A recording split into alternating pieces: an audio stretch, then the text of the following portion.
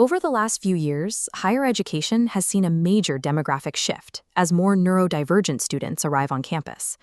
To support them, universities have increasingly adopted trauma-informed pedagogy, a framework designed to make traditional spaces feel safe and accommodating. But the data tells a different story. For many autistic and odd ADHD students, these exact practices are causing active harm. The problem lies in how we view psychological safety.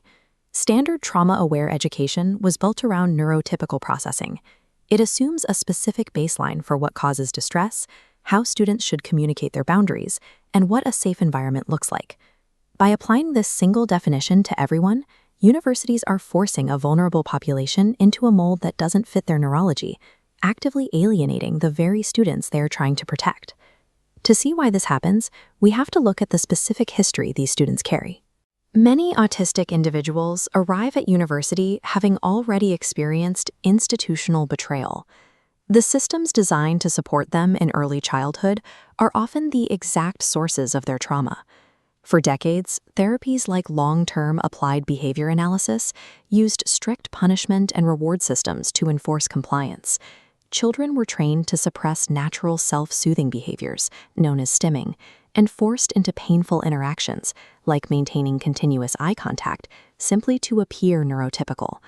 This intense focus on outward normalization comes at a steep psychological cost. Suppressing a child's natural instincts creates adults with severe prompt dependency, a loss of personal autonomy, and disproportionately high rates of PTSD. Now, place that student in a modern university.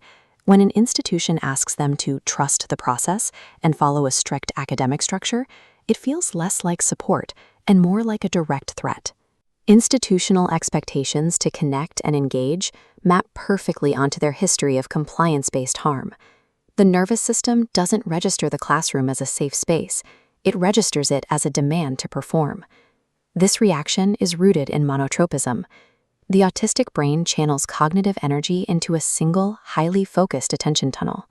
Compare this to the polytropic mind, dividing attention broadly across multiple inputs at once. This is the neurotypical baseline, and exactly what traditional classrooms demand. Because a monotropic mind locks into its interests so deeply, shifting attention isn't easy.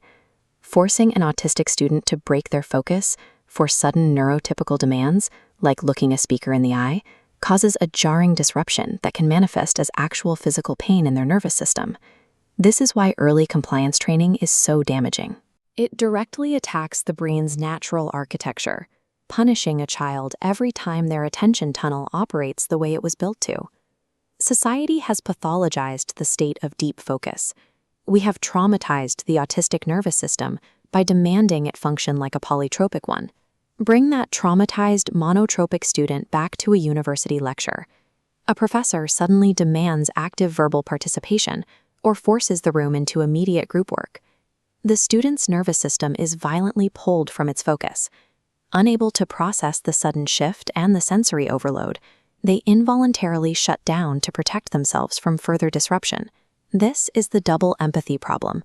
When distinct neurotypes fail to understand each other's experiences, reciprocity breaks down. Lacking the right framework, professors misinterpret student behavior. A protective trauma shutdown is read as disengagement. A healthy monotropic hyperfocus is flagged as obsession. The student is caught in a double bind. They are penalized for exhibiting an involuntary trauma response, triggered by the very institution demanding their compliance. If higher education wants to be genuinely trauma-aware, the entire framework has to evolve.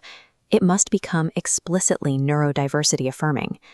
Educators have to drop the rigid expectations of compliance that mimic a student's past institutional abuse.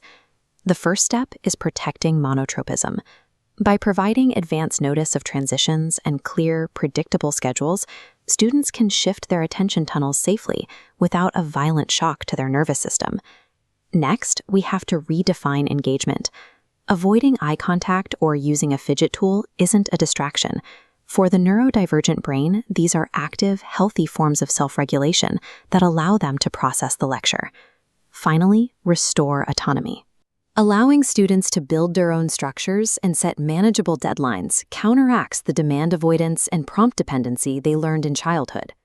Relational pedagogy creates a core philosophy that values genuine connection.